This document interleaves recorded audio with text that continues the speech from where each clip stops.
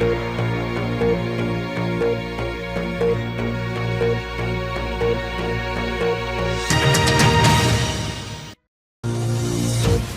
News, বাংলাদেশের নতুন রাজনৈতিক ঝড়, নির্বাচন ঘিরে যুক্তরাষ্ট্রের হুঁশিয়ারি, আওয়ামী লীগের পাল্টা পদক্ষেপ।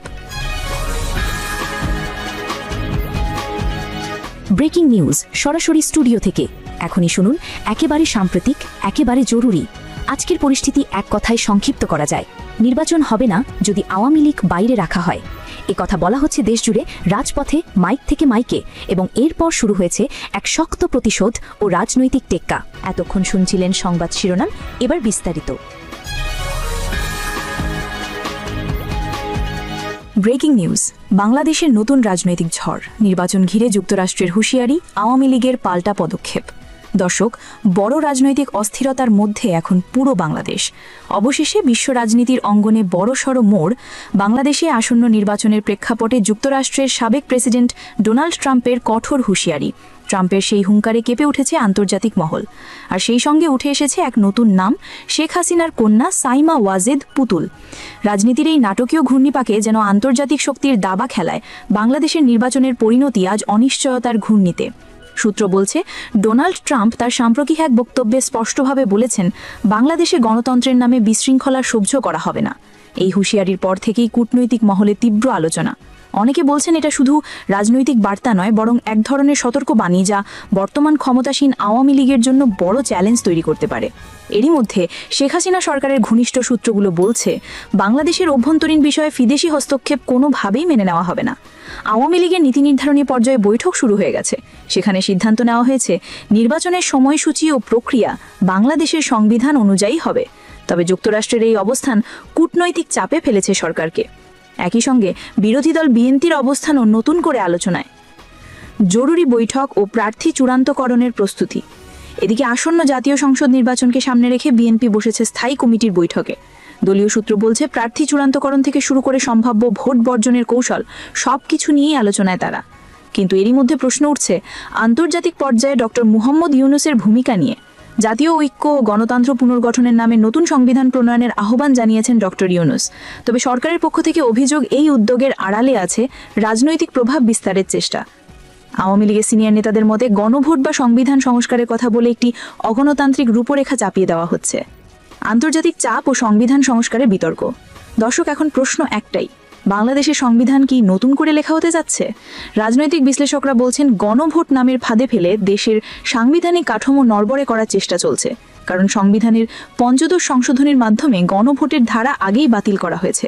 তবু কিছু মহল এখন চাইছে এই ধারাকে পুনঃস্থাপন করে সংবিধান সংস্কারের নামে রাজনৈতিক পরিবর্তনের পথ খুলে দেওয়া। রাজনৈতিক বিশ্লেষক ডক্টর ফারুক হোসেন বলছেন, এটা এক প্রকার নরম অভ্যুত্থান, যাকে বলা যায় কনস্টিটিউশনাল কু। এই প্রক্রিয়ার মাধ্যমে জনগণের ভোটাধিকারকে পাশ কাটিয়ে আন্তর্জাতিক চাপের ছায়ায় নতুন ক্ষমতার কাঠামো তৈরি করার চেষ্টা চলছে। এই পরিস্থিতিতে আওয়ামী লীগের অবস্থান একেবারেই স্পষ্ট। তাদের বক্তব্য, বাংলাদেশের নির্বাচনী প্রক্রিয়ার সম্পূর্ণ অভ্যন্তরীণ বিষয়।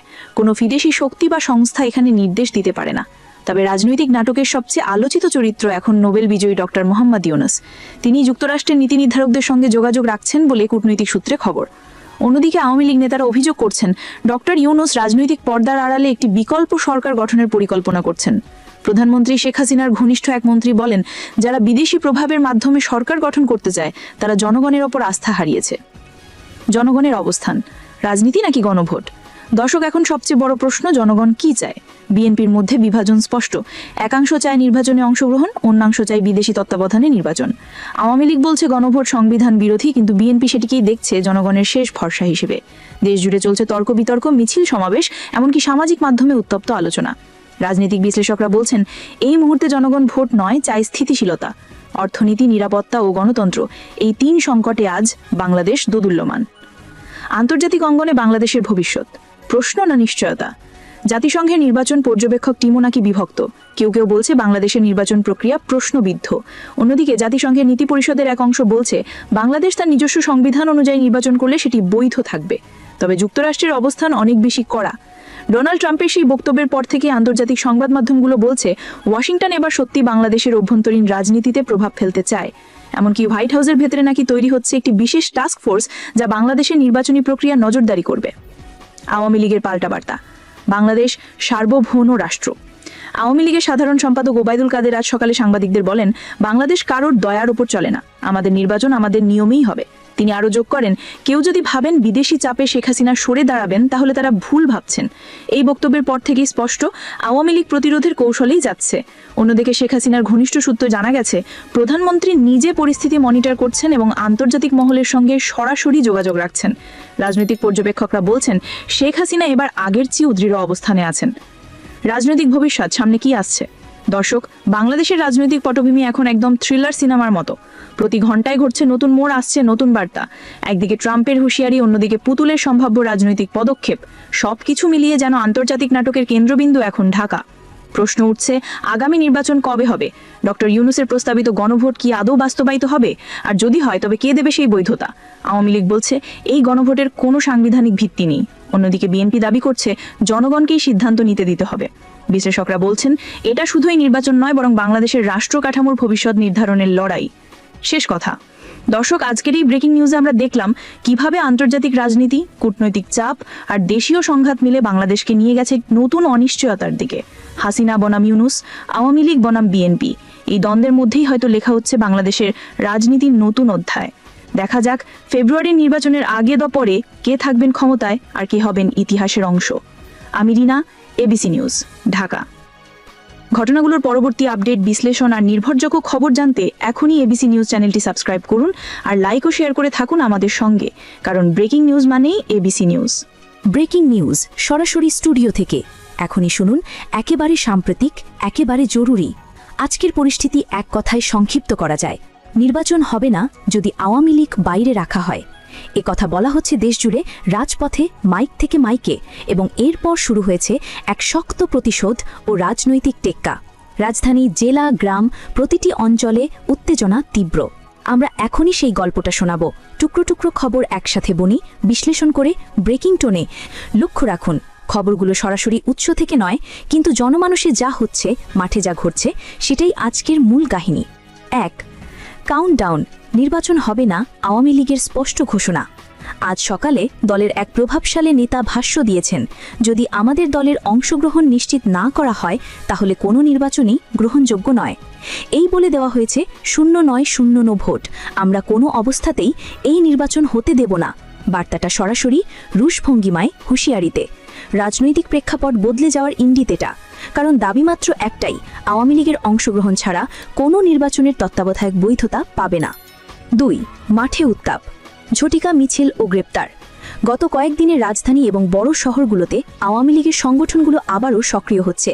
ঝটিকা মিছিল, স্লোগান, ছোট বড় সমাবেশ। সরকার উত্তর দিতে নামছে আইন শৃঙ্খলা পর্যায়ে।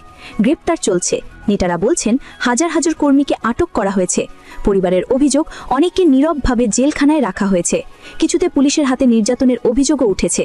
পরিস্থিতি উদ্বেগজনক, কেননা রাজপথে যতবার লড়াই জোরালো হয়েছে ততবার বিগত ইতিহাস বলেছে যে পরিস্থিতি দ্রুত রং বদলায়। 3. তত্ত্বাবধায়ক, পছন্দ না, বিকল্পে সম্পৃক্তি দাবি। আন্দোলনকারীর একাংশ তত্ত্বাবধায়ক সরকারের পক্ষে। তারা মনে করেন অবৈধ সরকারের অধীনে ভোট হলে তা গ্রহণযোগ্য হবে না। আবার আরেকাংশ বলছে, তত্ত্বাবধায়ক ব্যবস্থা পুরনো পদ্ধতি, আমরা চাই অংশগ্রহণযোগ্য, আন্তর্জাতিকভাবে স্বীকৃত নির্বাচন। এই যুক্তি প্রতিযুক্তিও রাজনৈতিক উত্তাপকে আরও বাড়িয়ে দিচ্ছে। 4. কি বলছেন দেশনেত্রী? জাতীয় নেতৃত্বের বার্তা। শেখ হাসিনার সাম্প্রতিক ভাষ্য আন্তর্জাতিক সাক্ষাৎকারগুলোতে পাওয়া গেছে। তার বক্তব্য সংক্ষিপ্ত, বললেন, আমার দলের অংশগ্রহণ ছাড়া কোনো নির্বাচন গ্রহণযোগ্য হবে না। নেত্রী কড়া, আত্মবিশ্বাসী আর একদমই স্পষ্ট। এই বক্তব্য আন্তর্জাতিক পর্যায়েও চমক সৃষ্টি করেছে, কারণ তিনি বলছেন জনভিত্তিক ক্ষমতা ফিরিয়ে আনাই তার লক্ষ্য, এবং তিনি মনে করেন ভোট